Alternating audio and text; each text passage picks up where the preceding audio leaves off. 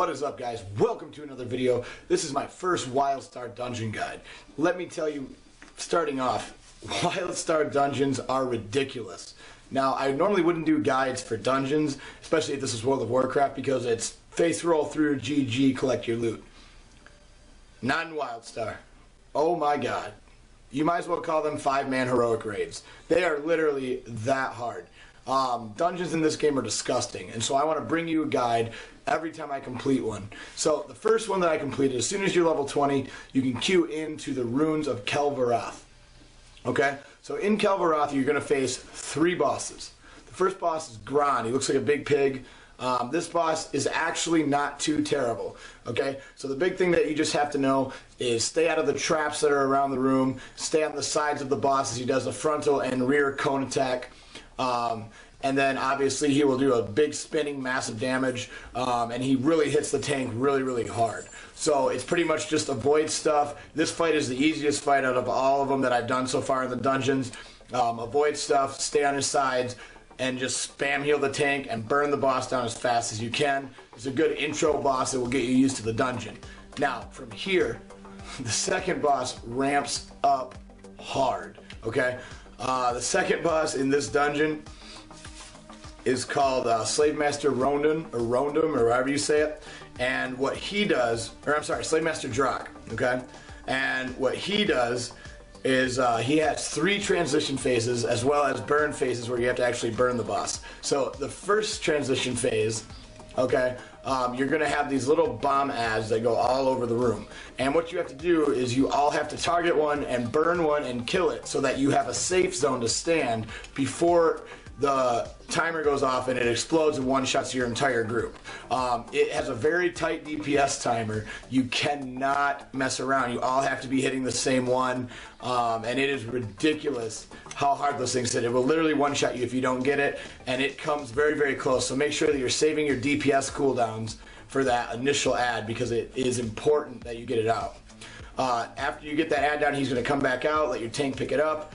Obviously stay out of the red goo during this phase. Anything red on the ground is bad. So what you're going to do is obviously burn him down again until he goes into his second transition phase. Now in his second transition phase, he's going to tether all 5 players to a pillar in the room. So DPS needs to break out themselves and then come over and break out the healer. Let the tank kind of worry about himself. Let the tank break out himself while you guys get yourselves out and then go get the healer. Let the tank pick up the boss, and then that way it's a lot of free DPS time for you guys as well. During this phase, he also starts doing this huge, like, expanding attack.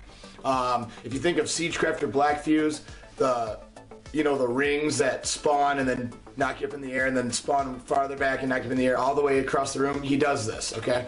Except it happens a lot faster than that. And this is the opening dungeon, okay? So you have to be really quick to dodge these, get everybody out of their tether, burn the boss back down until he goes into the third transition phase.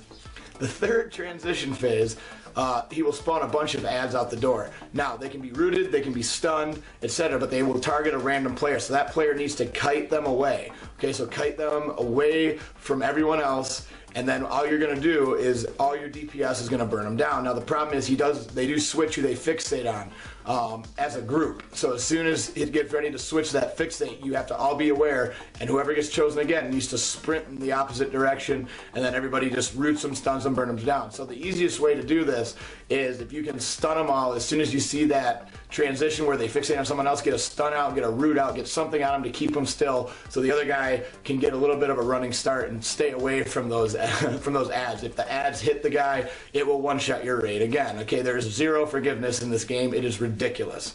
Okay, one mess up and you're done, you start over. From there, it's pretty simple. After you do all these transition phases, you just go and burn the boss again, and he's dead. If your healer has any mana to heal the tank left, of course. But this is literally the second fight in the game, in a dungeon, and I would rival it as hard as heroic modes in WoW, in heroic raids. It is that hard. Easily harder than half of Siege of Orgrimmar in the first dungeon with 5 people.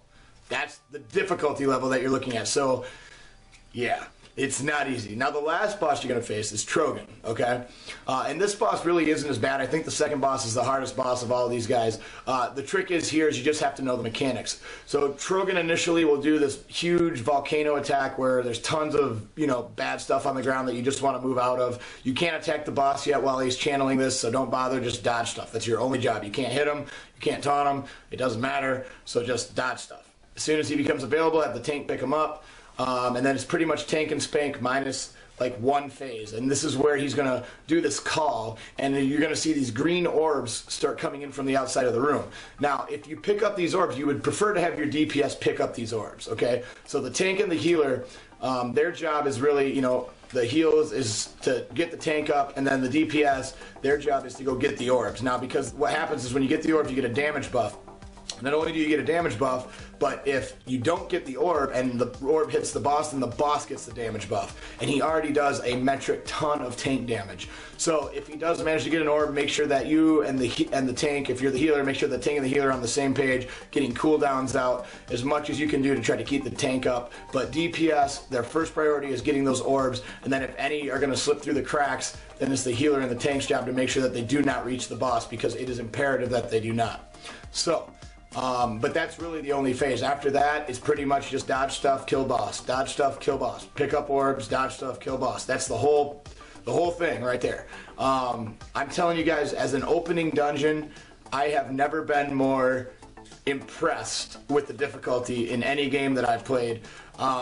It might actually be too hard. This game does not cater to the casuals. If you're just looking for a friendly dungeon to go do, this game is not for you. It is not that easy. You really need to coordinate with your teammates. You're going to have a lot of wipes. You're going to have to figure out mechanics. Any mistakes will pretty much reset the entire fight because you're going to wipe and it's going to one-shot you. And this is the opening dungeon, guys. Incredible, incredible, incredible difficulty level. So be aware of that when you do, and you do want to make sure you're getting a guide. So if you are watching this guide and it did help, make sure that you share it with your friends if you're playing Wildstar so that they can get the bosses down. I'm going to leave the boss fights up in the background for you guys to take a look at. Hope you guys like this one, and as always, see you in the next one.